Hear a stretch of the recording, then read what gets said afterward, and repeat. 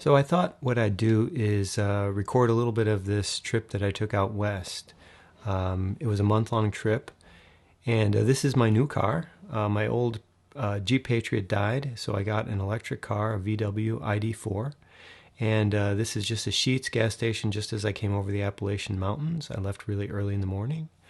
And then this is an Electrify America charger station. It's a fast charging station. So I think I'd driven about 2 hours, 2.5 hours. So it took me about, I think about 15 or 20 minutes to charge up the car on this first stop because I'd gone over the mountains as I go up. It's using a lot of charge, and as I come down, it actually recharges the car. So around on this side, you can see where I plug it in. These fast chargers are free for me for 3 years. They would be about half the cost of regular gas. Just for fun, I got some kitty litter from the gas station, and I put it on the dashboard, and I recorded, just let the little camera I got record the clouds as I was driving. I love watching clouds while I'm driving. It's just amazing to me how they move, and it's not something you can paint, but it's just absolutely beautiful. And sometimes I'll put on public radio or music and just think. So this is me stopping at a Walmart. It's another charging station. I'd probably driven about 3 hours, and it just gives you time to take a quick break, go to the bathroom, grab a snack, and then onwards.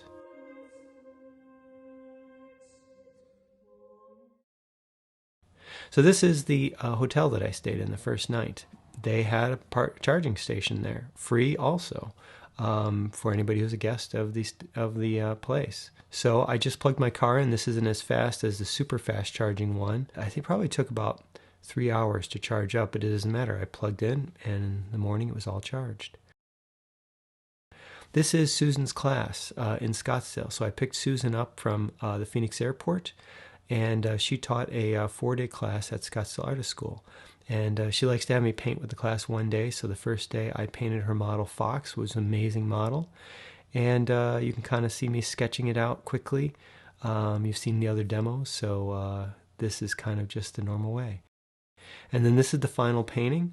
I took a nice photo in my studio when I got back, and you can see some of the brush strokes. That's the advantage of painting these quick paintings, is it forces you to just be really simple and brushy. And a lot of times I like these as much or more of the studio paintings that I'll spend weeks and weeks and weeks on. Some of them come out, some of them don't, but you just do them in 3 or 4 hours and you're done. Now the next 3 days, Bob Lemler, who is an incredible artist there in Scottsdale and teacher at Scottsdale Artist School, one of the best painters I know, we hired Meredith and 2 other artists, and we just did paintings each day. I think we had them pose for 5 hours. And for this one and for some of the others, I put a microphone on Meredith and I recorded her story. She talked about her life. I put that in Instagram or Facebook. It's about 20 minutes long, and you'll see a longer version of this demo. And then this painting is the final painting. When I got it home, I added the stuff on the top. Because her story, she's really into Dungeons and Dragons, and it featured a lot in her life story and meeting her boyfriend and all of that. So I added that in the studio when I got back. And I love having something in a painting that is something about the model. So this painting, and so you can see some of the details again. You know, that's what I love about these fast ones, is you get such interesting, fun brushwork. I also love doing the studio ones, which I really work out much more detailed. They both have a different character to them. You can really see on this how it's wet into wet and how you're mixing the paint into each other. And all the things I've talked about before. You notice in the nostrils, they're not as dark as in the eyes. Same within the mouth. Those values, you can really see them from life if you keep your eye moving around, back and forth, and comparing them. This is one of the paintings I'll have in my show that's opening December 18th at Arcadia Gallery in New York. This is Sedona. This is our friend Sarah Watts, who is an incredible writer and professor, history writer. And So we stayed with her for about a week and a half, her and Michael. I did a portrait of Michael, which I filmed, which I'll put on later. And here's my car in the garage with Sarah and Michael's car.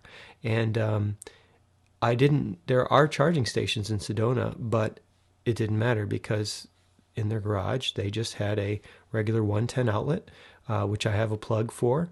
If you had a 220 outlet, like you'd have for a washing machine or something, or a refrigerator outside, some people have those outside too, that also will work. But because I'm just plugging it in overnight, in 10 hours, it charged the whole thing up from having driven up from Scottsdale. So it was great about it. I'd say every maybe 3 days I would plug it in there and just charge it back up. And since she has solar panels, it was also just completely sun powered. The solar panels are something we're getting put in early December. So this is one of the paintings Sue just did with her phone, a little of one of the many paintings that I did in Sedona. We did a lot of hiking as well, so I didn't paint every day. It was fun. I probably did maybe one painting every day, but I didn't do as many as I would on my own. And just this beautiful church there. And now this is a little painting that I did on the roof. I love these last light paintings, and Sue did a little video of just a couple of the things I did. And this is probably a half hour, maybe 40 minutes at the most. Probably a half hour. That's usually all you've got for this last light.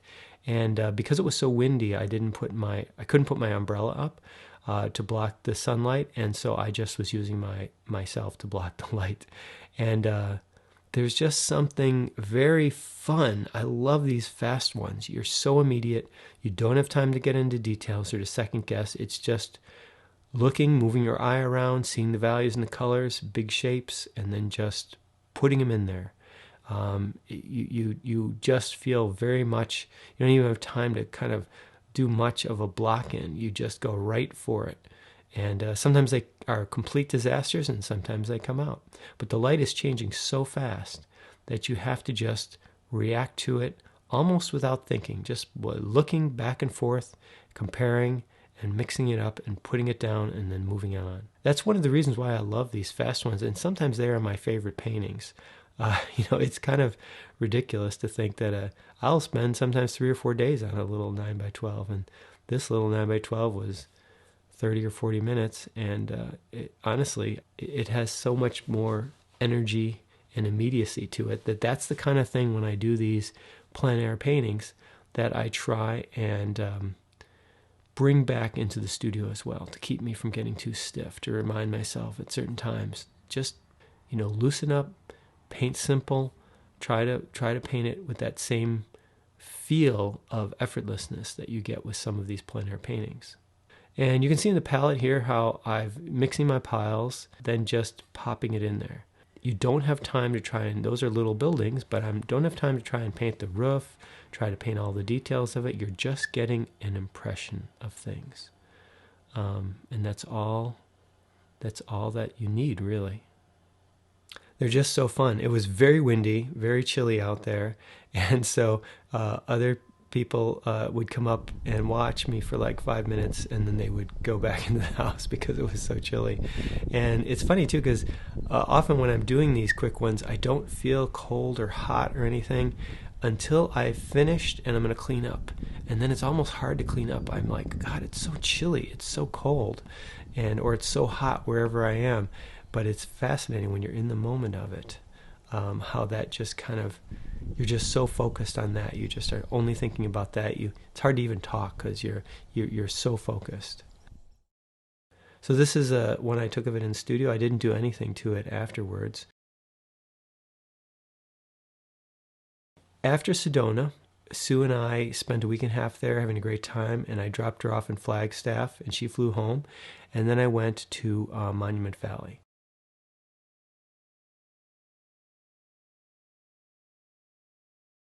I thought I would just share a few photographs from a trip that Sue and I took a few years ago when she came with me to Monument Valley. And so this is Susan painting our friend Benny, who acted as our guide. and he just lives on the reservation there. And so we painted him, and Sue thought it was pretty hot out there, so she, in the shade of the rented car that we had.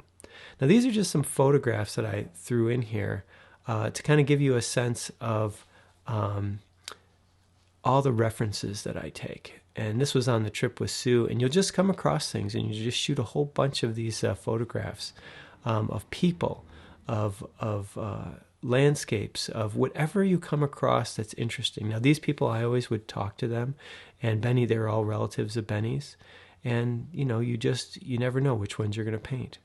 Now this is a spot that I stopped in on this trip now that I was out on, and I thought I'll try and paint this. As the sun hadn't quite come up yet. I've been driving for about an hour, and I stopped. It was 31 degrees, I think, and it was quite cold. You can see I've got my gloves on and my hood on and everything, and it was quite chilly. I asked the people who lived there. This is just as you come into the Monument Valley area off the road that goes in there, right on the left. So it's almost the first little kind of ranch thing there. And so I asked the Navajo family, their daughter was driving in, if they minded if I just went right over their grate and painted. And she said that would be fine. You can kind of see, this isn't like a regular demo, but you can just kind of see the approach that I have to blocking in these big shapes. And again, this is just like the one on the rooftop. This is very fast. The light is changing quick. I think I only worked on this for about 40 minutes. And that first light is so interesting. And you have to be deciding, like I blocked in the mountain in the background, the bluff in the background basically, with just the tiniest light on it. And I'm forcing myself not to chase it, to make it lighter and lighter and lighter. And then the foreground, I'm putting in some of the areas as it's in light. So this is kind of, you can see my setup here a bit with the canvas now in the sun as the sun has hit me. And there's my car just, up. This is up the little driveway to their place. And then this is the framed painting, which I just took with my cell phone just for this so you could see it. And it kind of gives you an idea of the brushwork and the very much kind of almost patchy. You're putting down spots of color and to represent it. Now this is the photo that I took right when I started, and this is the photo I took when I finished. So you can see how the landscape changes. Now these time lapses are ones that I did when Sue and I were out there that one time, and I liked sometimes just to set my camera up on a tripod and have it take time-lapse shots, like maybe a photograph every minute. And then I'll paint, and later I'll put it in the computer, and it's fun to see the clouds move. These are more photos just from on the Navajo reservation with stretches. Like this Navajo woman we did a drawing of, and she didn't speak any English. She only speaks Navajo. Her husband spoke a very little bit of English, but mostly Navajo, because the reservation goes like 400 miles. This is a Hogan, the traditional Hogan, which they have lived in probably their whole life. And these are sheep. They're hanging up the skins, and he's a sheep herder. And so this is some sketches of that Sue took of me, or some photos of Sue took of me doing a sketch of her. And that was what we would do. We would just travel. That's her husband. And we would travel around, and he uses those binoculars to catch wolves, set traps for them that when they would come to get his sheep. But that's my favorite part about trips is traveling around, meeting people, getting to draw, standing outside, watching things happen. And so then this is back to current times. After I did that first little painting, I was driving down the road, and this is a Native American man. He says the dine is also, and this is the carvings that he did, scratches that he would do in the rock. And so I bought one of those from him and talked to him. Now this painting is one that the sun is up now, okay? It's in the morning, but the sun is up, and it's going to stay a little more stable. So I'm doing a little bigger of a one.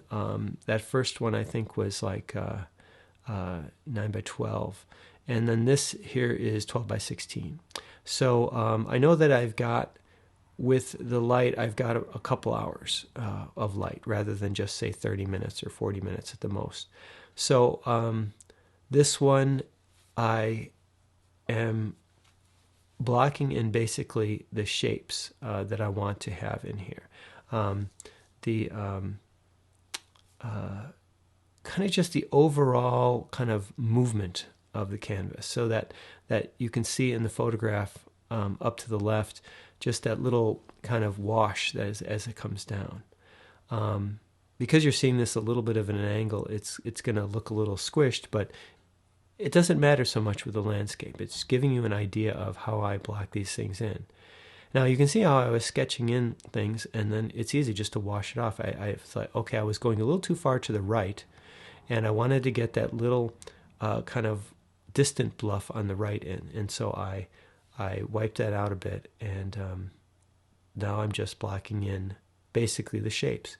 And this is, of course, you've seen on the portraits, is the same way that I do portraits. I draw not so much the forms as the shadow shapes. So I try not to draw the anatomy. Certainly that outside boundary is something to draw. Just like if you're doing a figure, you have an outside boundary, but you're also going to be drawing the shadow shapes on the figure. And so that's what I care about here, is I'm basically thinking when I put those shadows in one value. Now, as I get to the light part, I'm adding some color in to different areas as it goes a little red or yellow or bluish, but I'm still really thinking about big, simple shapes. The important thing to notice on this, because you've seen several of the portrait demos and figurative demos, is that this approach is the same. It's just that in landscapes, I don't have to be quite as hyper vigilant on the drawing, the accuracy of the drawing. Okay, so I'm just going more for the larger shapes in the feel, but if I have the tiniest bit of a wider or shorter or slightly off, you still want to get your drawing right, but it's not as demanding as, say, if you move a nose a millimeter or an eye a millimeter this way or that way, it's going to destroy the likeness. It's going to make it look weird. And so with a landscape, you're a little freer. And I feel like that's part of the reason why I learned a great deal about brushwork and color from my landscapes, from doing a lot of plein air paintings. Even though I consider myself more of a figurative painter, I love doing landscapes. And I'll take these month-long trips, or when we go on trips to places, I will paint landscapes every single day for a month. I love doing that. Now, when I get in the studio, I tend to usually either paint people or I will paint people in a landscape. I don't tend to do pure landscapes like I do on these plein air ones. However, the great thing about this is because of the immediacy and the quickness of it and the variety of colors and light and the fact that you don't have to be as worried about your drawing, you can play around a lot more with your brushwork and your colors. And so this is where I have learned a lot of that. And then even when I get into the studio, or even when I'm doing a portrait from life, I can see the effect of years of doing the plein air things on my figurative work. I can see the thicker brushwork, the using larger shapes, the playing around with things, and even the permission to change things more than what you see to make them more dramatic. And so I absolutely think that figurative work and landscape work, they do complement each other. Now, when you do landscapes like this, the biggest challenge is that the value range is way, way further than anything you'll usually have in a studio. So that's where you have to learn to, you're still squinting and comparing, but you're really moving your eye around a lot, because it's so easy to, get these areas. You're having to compress them so much to get them into the range that your paint will handle. And so you have to decide, are you going for your color? Are you going for the drama of the light? And there's just a little different challenges. Now, as you see here, I'm blocking in big areas. So as the light goes down from the sky, it's a little purpler at the top. You really don't see this in the photograph as well. And then as it comes down, it gets a little bit slightly greener and lighter. And so I kind of put in those big bands And then you can always soften the transition if you want to. Now the solidity of things is what's important. So like, oh, and now here, I was painting and all of a sudden I heard kind of a beep and I heard some commotion. And if you notice that little sheepdog down there, there's a couple of them. They were herding sheep. And a lot of times people will have the dogs out there with the sheep and they will just to keep predators away. Now this dog came over while I was painting and was just standing there, and so I had that cat food that I had gotten to put the camera on to film that cloud, that cloud scene as I was driving. And so I just a little bag, so I thought, oh, I remember that. And his dog looked like he could use a little meal. So I just threw it out there and I gave him some water and stuff, and he just ate it and then eventually went back to his herding of the sheep. So I don't have any like special things to tell you about this that's different. Now the challenge of painting landscapes, I had an umbrella up in the beginning to shade my palette basically, but it got too windy and so I took it down. And I'm painting right now in the shade and looking into the sun. So that always can be challenging both ways. If you paint it really in the sun on your canvas, you're going to tend to make it too dark when you bring it in the studio. So you really got to watch that. And it can be hard sometimes to focus on your canvas if you have something really bright behind the canvas. So like Kevin McPherson and some other artists I know, they'll have like a big black board, or I think Kevin used like one of those black things you put in your windshields that expands out, kind of the cloth sort of thing. And so he'll put that behind it so he has something blocking the light behind it so his eyes can focus on the canvas more. I've done that sometimes with this umbrella. Invariably, when I take them back inside, oftentimes they don't look exactly the way I thought they did when I was outside. So it all depends on the light that you're looking at it. Oftentimes what I'll do is I'll paint them with the shade on my canvas to start with, and then I'll kind of angle my canvas in the sun and do some of my final things. Because I've already established the values, I'll stick to those, so I won't be in danger of making things all too dark, but I can see it a little bit better, I can see the colors a little bit better, and I can play around with some of that. So all of this is really just painting, these different shapes and trying to get the values to work together, work with each other. So each area I put down, I will squint and compare it to the background. And you can even see it in this photograph. I brought it into Photoshop and I lowered the contrast on the photograph to try to get it closer to what was in life. The photo, when I first brought it into Photoshop, was way too contrasty. The background darks were really dark, but I had enough leeway to get it a little closer. The colors look a lot more duller than what they looked like when I was out there. It was amazing how much in the sun, how much more orange and red the ground looked. And even that tree looked really green. And then the purples in the shadows of the mountain were much more purple. So I'm just going from shape to shape and trying to get these larger feel of it. I'd say the majority of my plein air landscapes, I just do them and I put them in my racks. And every now and then I'll put them for a show or a small painting show, and people seem to like them a lot. I probably should send out more, but a lot of times I like having these little studies when I do a bigger painting in my studio. I'll lay a lot of them out and say I'm using a background of a landscape with a figure in this landscape. Is very helpful to have my studies and put a few of them out there. Even if they're not that exact scene, they just kind of remind you of what colors and the values really look like in real life. Now, when I'm painting the studies like this on the spot, even if I think, oh gosh, it would be fun to make this tree a little bit more, pop a little bit more or go for more drama. That's the sort of things that I do in the studio all the time when I paint people or people in landscapes.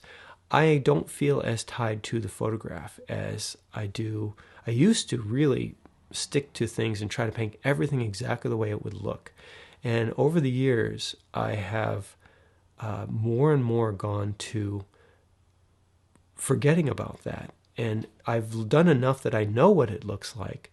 And now I can make a departure from it. And I can say, okay, let's just look at this without even looking at the photograph or looking at the scene and think, what would look more interesting? What would look more dramatic? What would look more in keeping with my emotion for what I'm trying to paint?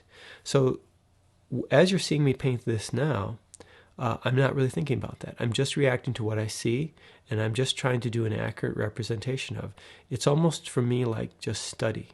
It's study, looking at nature and really seeing what things look like.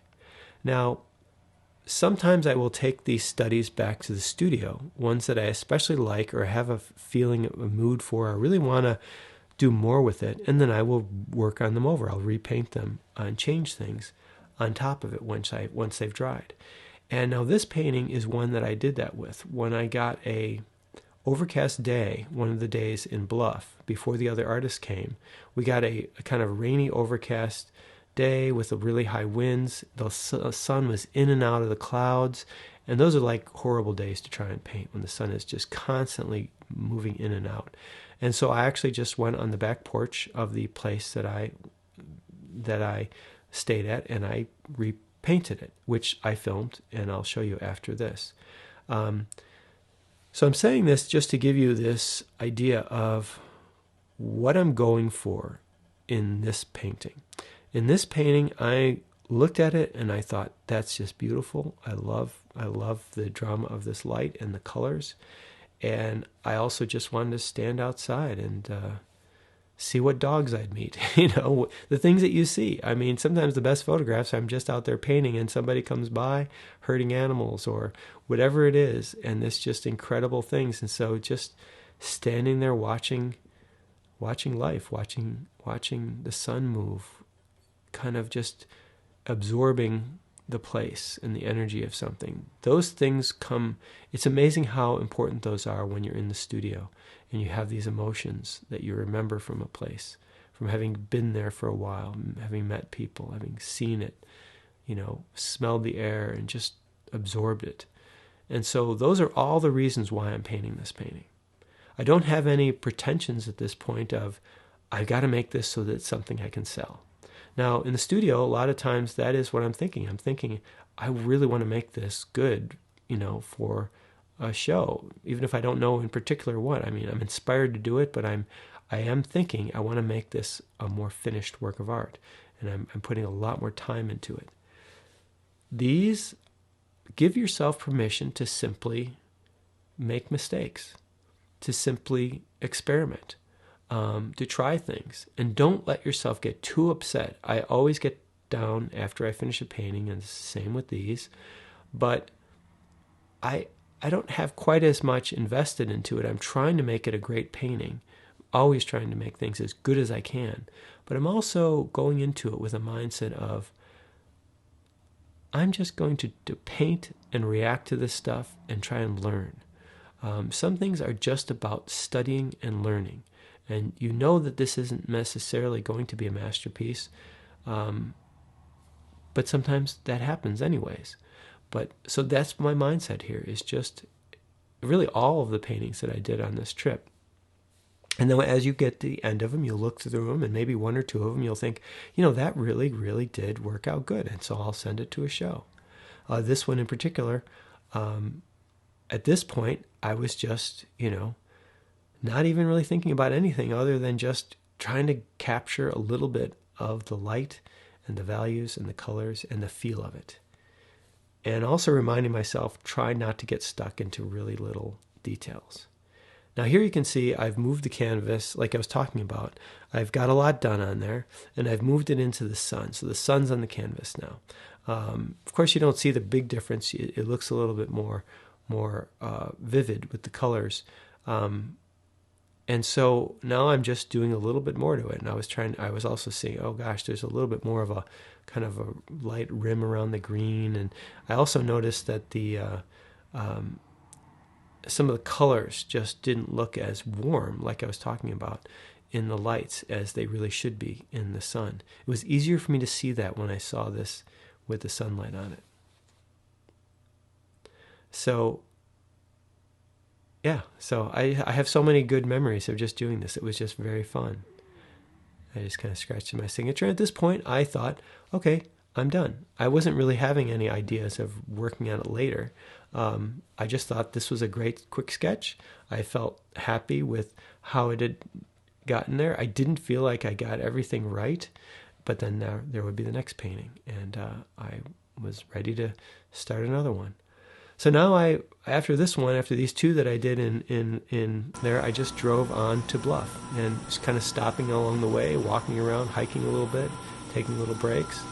And I came across this, which I assume is a robot that is, terraforming the Earth for alien invasion. And to combat that, of course, now I'm in Bluff here and I'm filling my car up. And this is a public charging station in this little town with one street.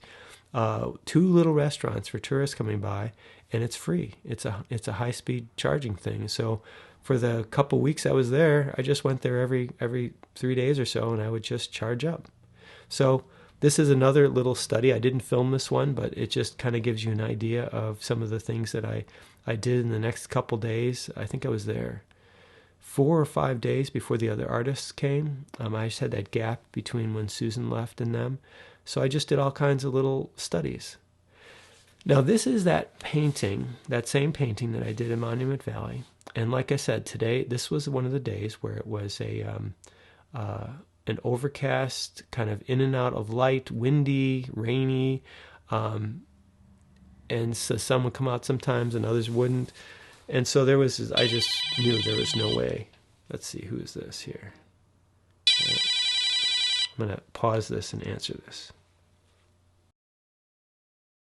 Well, that was cool. That was actually the NC Solar. They're coming tomorrow to dig the holes, to put the pole mounts up for all the solar panels, and then in about another 8 days, they'll be putting in all the solar panels. So my car will also be solar powered from here on out.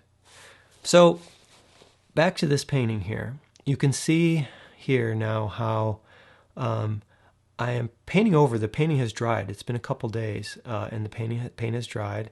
And I'm just going and I'm kind of intensifying things. Now I paused here for a second because I thought this was funny. You can see a little bit of the palette here. And you can see the paint and when I'm working paint into these different piles. And I thought it was so funny because this cat came by while I was painting on this back porch of my place and was watching me literally for probably 20 minutes. And so I went again and got that cat food that I had got to film that, and I gave to the dogs, and I put some out for him. And it was just so funny. I literally, seems like animals are attracted to you when you're just in one place doing something. And so this is the place that I stayed in Bluff before the artists got there. And you could just paint from your back porch. It was just beautiful everywhere there. So yeah, what a wonderful place, and the people who ran it were just wonderful. So this I just shot with my phone. So so you can see on this painting, I'm sticking to what's there, but now I'm not tying myself to more exactly what was there. I just remembered how vivid that green was, but even if it wasn't, I'm just thinking about it as a painting right now. I'm thinking, what will be a little more dramatic? And so I am just kind of, adding in some interest to the sky. Sometimes I'm keeping things almost the same. I'm just playing with the brushwork. And that tree, I just thought getting it to be more vividly green, and it's kind of a warm green, it helps set all of that kind of cool stuff in the background off.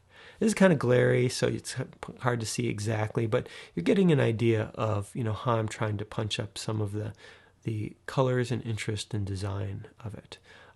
Everything was a little bit middle value, and so going a little lighter at the sky, modulating some of the colors like in that mountain. Rather than just the purple, I'm going a little bluer purple, a little warmer purple. And then if I remember right, the last thing I did was, I know that I had gotten that dark on that that kind of wash there, too blue and too almost black, because really with that red dirt it was still quite red. So I remember that I went over that a bit to warm that up at the very end. So yeah, so I'm just kind of adding some things in there. I had taken a quick photograph of it, so I had brought the photo up and I looked at it for a little bit on my laptop, and you can see it kind of in the background there. But honestly, I didn't probably look at it all that much, just for some of the shapes down here. And this is where I was just warming up that, and that really did help.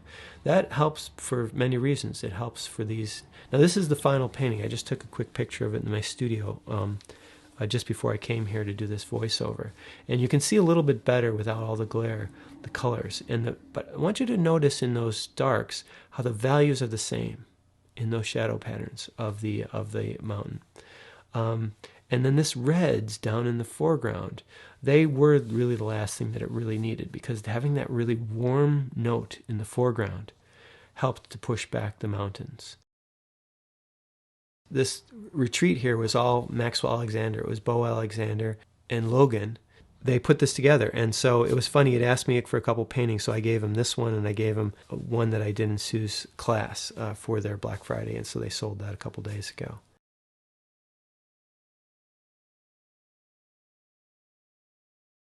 Now this is just another painting I did. It was so windy this day. I mean, it was supposed to get really windy, but it wasn't too windy when I first started. It was a little chilly, and I had my umbrella up, but I just decided to put the camera on the ground, and the clouds were just so beautiful. I didn't know how long I'd get to paint, because there were all these great clouds, but these clouds, I just love filming clouds moving, and over time, it's just so neat how they are.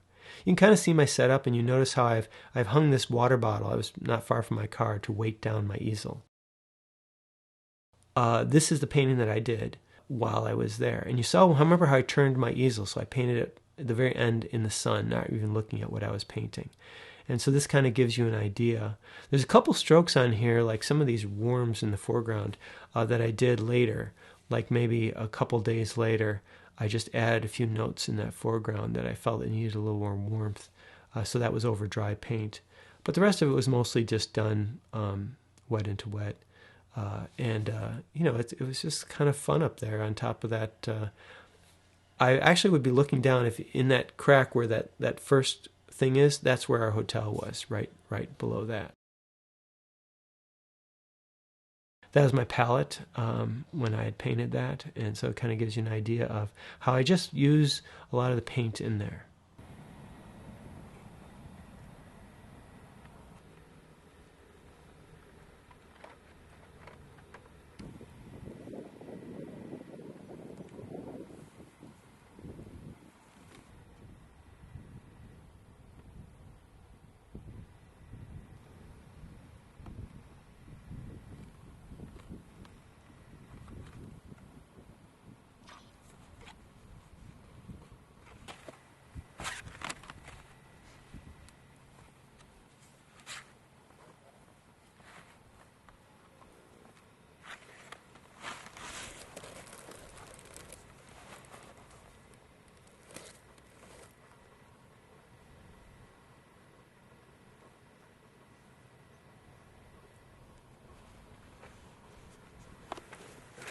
That's so cool.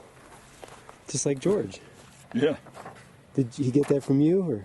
I got it from him when I okay. saw how to use these.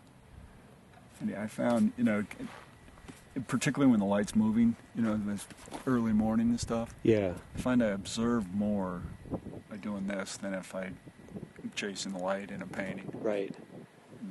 Make little color notes. So you just have all your things numbered, and so you just know exactly which color it is you're seeing. That's cool. It's never the exact color, but when I get in the studio, it gives me a place to, it's a little finger hole to hang on to. Yeah. And then the painting takes off on it, Right. It's relationships, but I'll write myself, notes to paint the sky darker than I actually see it, so I can, kind of dramatize that flat morning light.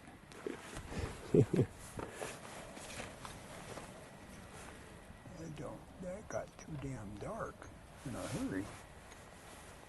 The mountain or your painting? That shadow. Oh, that shadow, yeah. Oh, man, that was all. That looks so cool.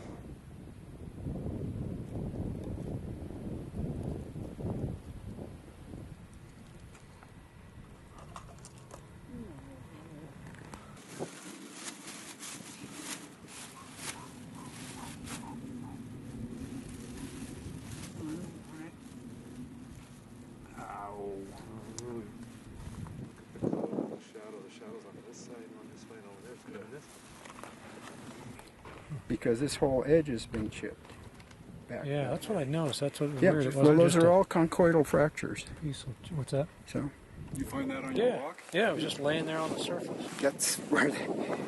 How can you see this? See, hold it up. I want to see that. Let me see that, Russ. That's what. And What's that's interesting is that it's that's been worked. interesting too, because I don't see anything of that material I around know. here. That's That what had to was weird. be It was brought laying there here. on the. So on so the that's ground. another factor that would determine that it was probably Brought brought in, here as an arrowhead. And you know, they're not all perfect. Right. They This is don't more have like to be all like a perfect. spear point. This is big. If it's cut in half here, Okay, what the hell is going on here? I mean that's a big Trying point. not to lose my hearing aids because they're expensive. You've just got a lot of technology on you. I do. Glasses that come apart. Yeah, that's a federal offense. Well, if you take Russell, that off. actually, no, See, I there's a was guy gonna go down put in it back. I Arizona. marked it. Got it. So, there. No, He might lodge it in you somewhere and let you carry it off. I was just gonna use it to get something out of my. yeah. Get a Swiss Army knife. I have a toothpick on it. It's a little plastic thing. Oh, Yeah, that's It's worked. that's a been nice worked, find. right? Yeah, that's definitely been. And That's pretty it's cool. probably been here for a couple thousand years because there's not all that many deer out here. Well, it says- It could be later. Is it signed? It says Actually, I saw one up on 1820 near right there. Blanding on the road. I actually came out here yesterday and made a couple of those and strewn them around for you guys just to make it. I usually Make it fun. carry a few real ones around in my pocket and just pick them up when I'm with Jim Morgan, Oh yeah. because he loves these things. And I'm always like, "Oh my word!" And he's like, "Did you just find that?"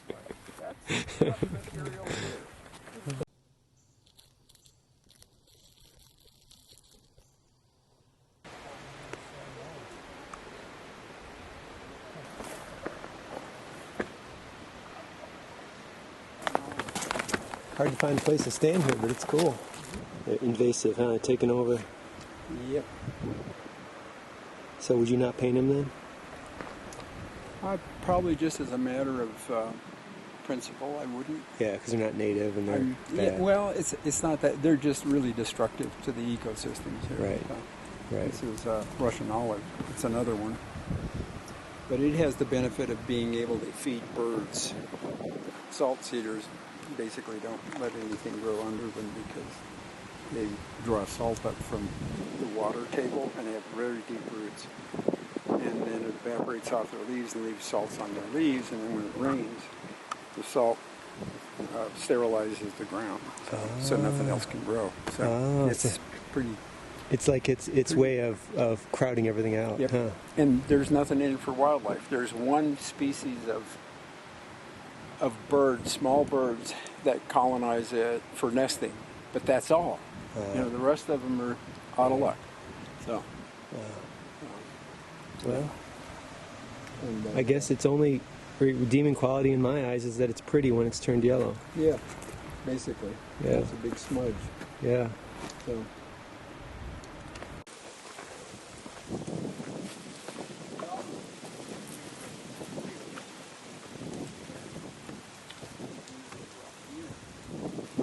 That looks great. Oh, thanks. Completely love it.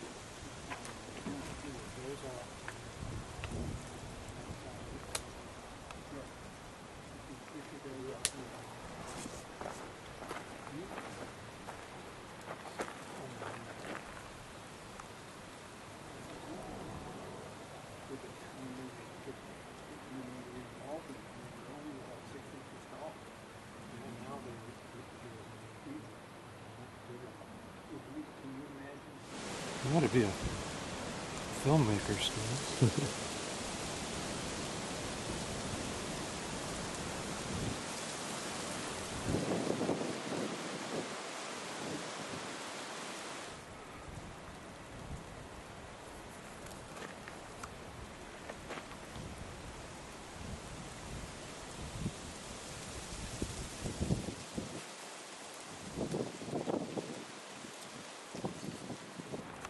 That's looking cool. Hope it gets pulled together one of these. That's neat the way you start out with the little patches of color patterns. That's cool. And hopefully it'll be anchored with the darks. Those few darks that are in all that saturated color, right?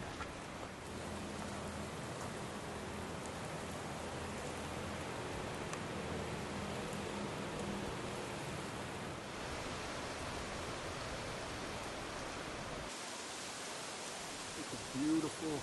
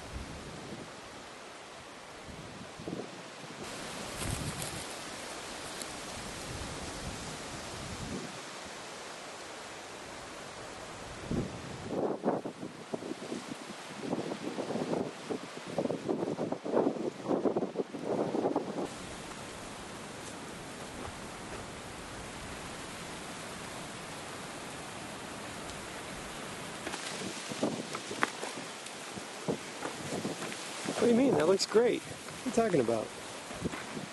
I'll take that one over mine any day. I'm so surprised you don't like this one. I can try and tweak it later. Such a strong design and great colors. Happens. What is it you found this time? Found an earring Right in the ground? with a Diamond snake and snake. Wow. gold with diamonds. Jeez, you are just, you finding I'm everything. gonna go look for the other one. Yeah. Yeah. You mean on the girl? Yeah. Like a Cinderella or something? Absolutely. You see the hump, see the tail of the bison and the feet. You see the hoofs. Mm-hmm. See the hump, and then the head. Short legs. But now see the head of the bison, of the mammoth. Yeah, I see See that the now. trunk. It's not a very good, but the tusks show up there, and then the body. You can see that it's not as, it's worn more than the bison, so the bison's a newer piece. But there he is. That is so cool. God, thank you for pointing that out to me. I'm going to go back there and take a look at that. Okay. All right, so here we are out. It's raining and misty and beautiful. Here's Josh the Rock. So you ready to put your easel up? It's pretty cool for photos, though.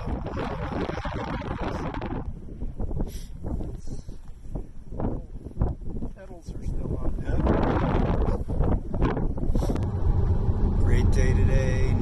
No rain and wind like yesterday. Should be a fun day to paint.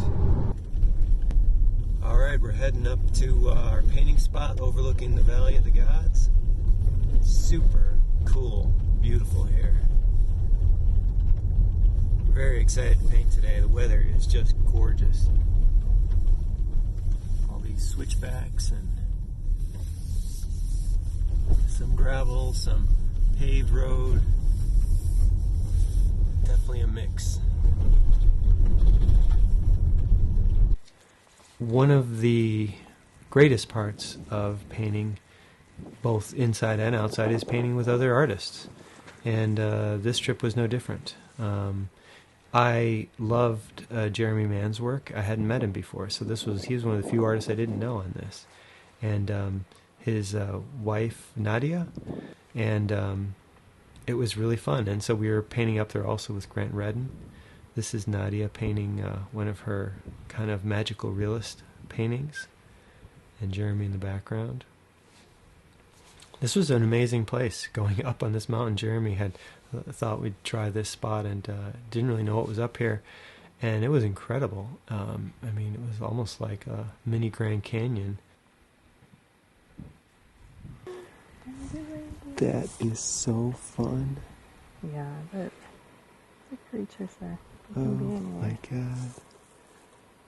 This is totally the start of a story. Or the middle. Or the middle, right. Or the end. We'll never know. Yeah, people love mystery. They want to know how the magic trick works. Yeah. But then they don't at the same time. Well, if you tell them, they're really disappointed then. Yeah, because they want to stay enchanted or figure it out on their own.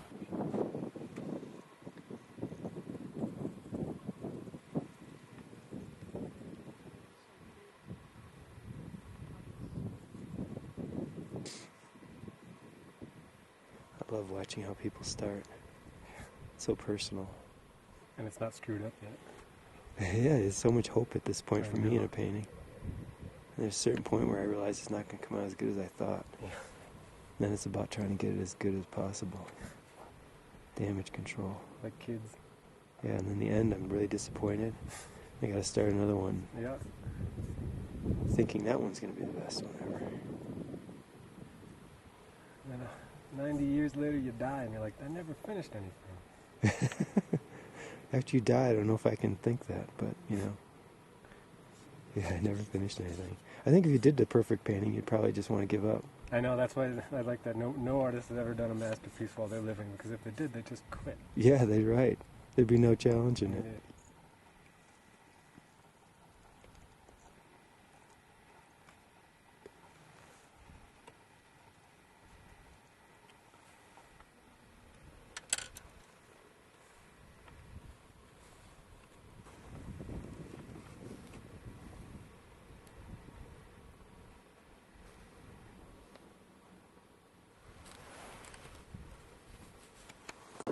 Love it.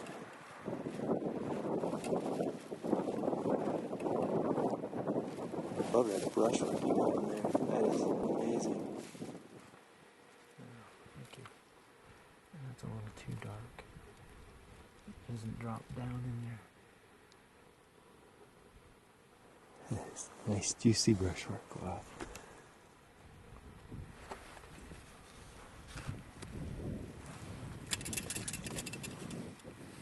I actually had this horizon up higher.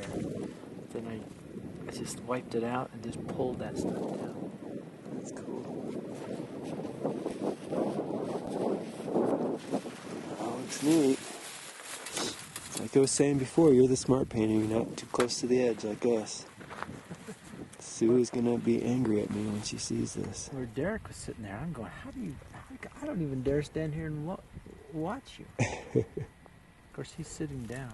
Yeah, that's true. Me, I'd probably fall over when I stood up. Yeah, I'd stand back to admire my work and go right over the edge. Exactly, yeah. All right, man, have fun. Okay. Looks pretty done. All right, thanks. Don't screw it up now. No, I'm done. Wait, let me start. Okay, go ahead. This is the Bullock 16 with an external viewfinder that I put on in the back of it so you can see what you're looking at. Over here. Oh, that's neat. Coming off of here, see a bunch of this crap in here, and then the battery to power it, multiple voltage battery. And you just made that, right? Yeah. God, you're amazing. You're a mad scientist. This is the intervalometer. It keeps the. It's a time-lapse device, so you can set it to do manual time-lapse, watching the sunsets and everything. That's cool.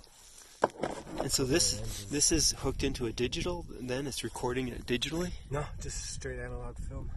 Oh, so you got a film you have to develop from that. Yeah, you can develop it in the base. You can actually develop it with coffee. Black and white you can develop with coffee. Or I have all the chemicals to do it, but also you can send it out to a lab for like the color stuff. So I brought color and black and white. But I'm shooting in color because, color. There is a little color out here, isn't there? I don't know what color it is, but that's what I'm trying to figure out. That is pretty cool. And this is your painting that you did over here. Oh man, that's beautiful. Yeah, your palette. So you are all set. One more. What's that? I'm trying to do one more. Cool. Alright, and there's everybody else painting here. I should get back to work on mine. Alright, man. I'm over here. If Sue was here, she'd probably tell me that I was painting too close to the edge, but that's just where there's a nice view here, and I'm not that close to the edge, it's just right there. But I like this view here of the rocks in the foreground and all of that atmosphere behind. So there's my palette. I had to take my umbrella down because it was getting so gets real windy here some, so and then I've got it weighted down with some heavy rocks under here to make sure that this doesn't blow away. And then there's all my brushes and everything. So alright.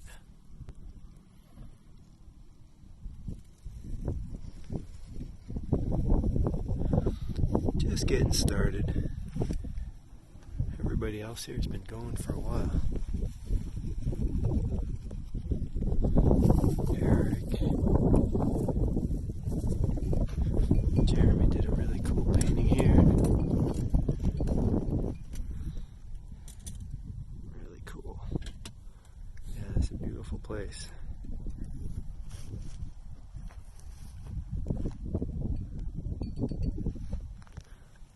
Mister, you're just getting started. Yeah. You survived. What did you say? You almost died? I went to ruin, right? Yeah. I'll go all the way up and do my stuff, take a sightseeing, do a painting, and then come back down. The mud was so sleepy. Oh yeah, yeah. That stuff, clay stuff, just gets. Yeah, I step on it, just lie all the way down. Oh man, how far were you sliding? Like, I don't know, like pretty far. Oh yeah, that was adrenaline rush, huh? Yeah. Oh man. Well, that's good. There wasn't a cliff at the end of it, huh? It's like it's still kind of like a small cliff. It's not that sharp, Right, but like right. it's sloping this way. That's scary. Yeah. I'm glad you made it. Yeah, I'm here. So now you're gonna paint. Paint those cliffs that almost killed you. Exactly. There's Mr. Master, Mr. Bowman. Looks like he's painting some shark teeth here. God, that looks gorgeous. Master of Design.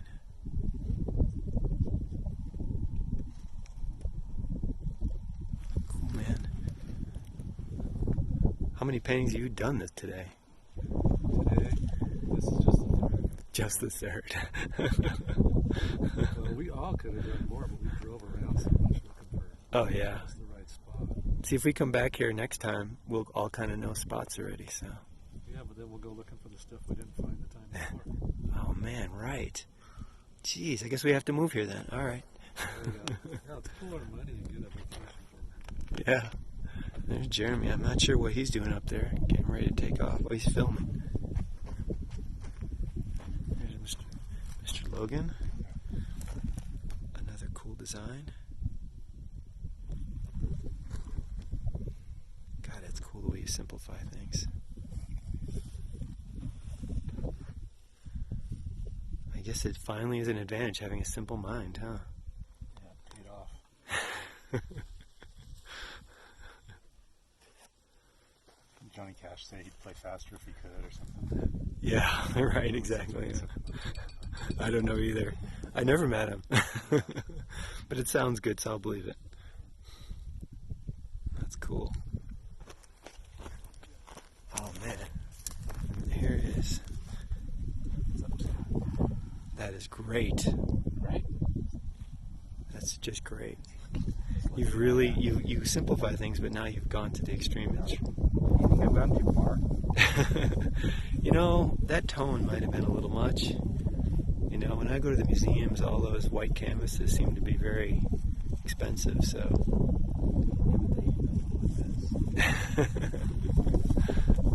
Alright, I guess I better get back to work. I'd rather watch people paint than paint, it seems, when I'm with people, so, but I guess it wouldn't be good if we all. There's so much to look at, dude. It's so impressive. It's like so huge. It's so immense, dude. It's impossible to capture like a lot. You just gotta like take a little bite size. Yeah, it's helpful. Right? I think so. As long as you get a little bit. Little bite size, and then maybe take pictures and then do something.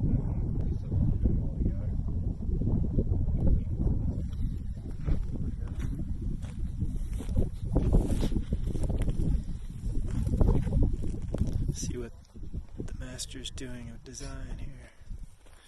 Let's see what you got here. Tiny ones. Oh man, that's great. That's really cool. Is it? Yeah, don't you like it? I mean, I can't say I'm 100% happy with it. It's just a study, you know. Yeah, it's nice though. I like the design. You just nailed that. Just kind of a quick impression. I think I'll start a new one, you know. Yeah, yeah. I was gonna start this new little one, but it's fine.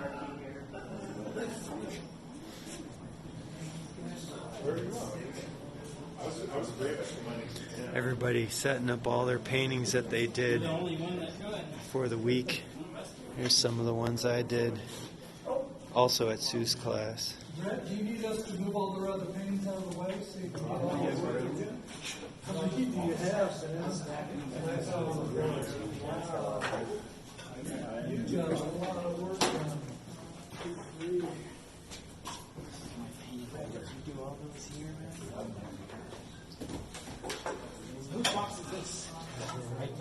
So these are all the paintings we did during the week. Those are some of mine there.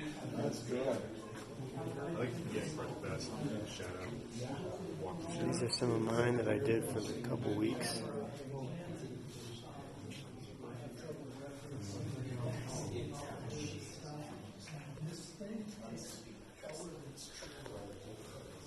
Oh, just such great things here.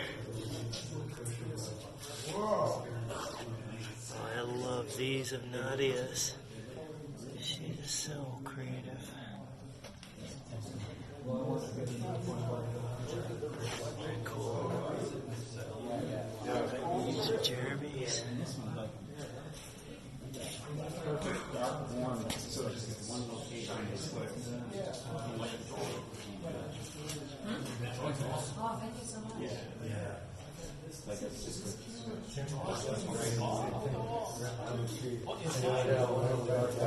It's just, they're old. Yeah, so those are little groups of,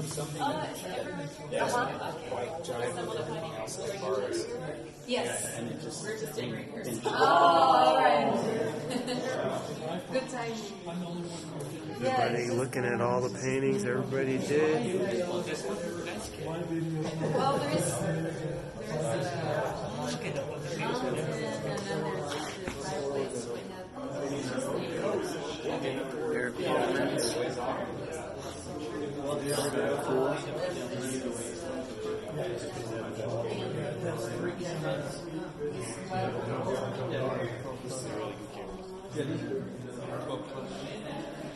Those are pretty cool, huh? I know. There's some more of these guys here. Some moss.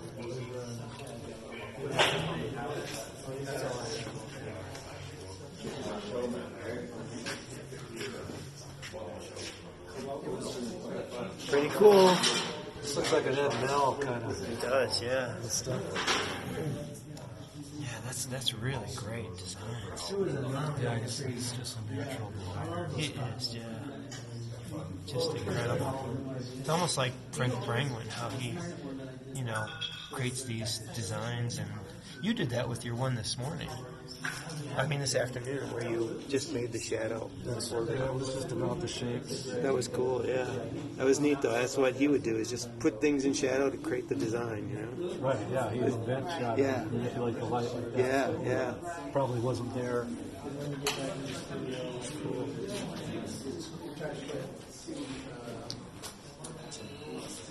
Len, those look cool, even not in the sunlight. Those look great, even not in the sunlight. Yeah. Yeah, I didn't get.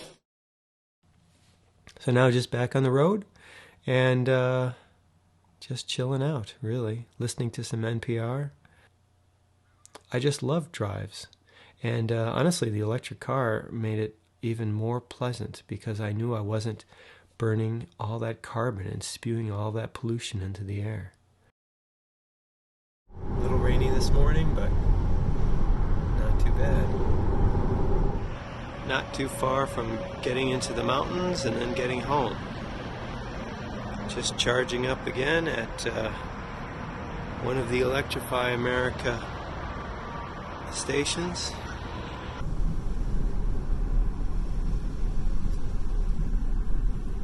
All right, here we are, back home. There's Hanging Rock Park. And it looks like fall is hitting here too.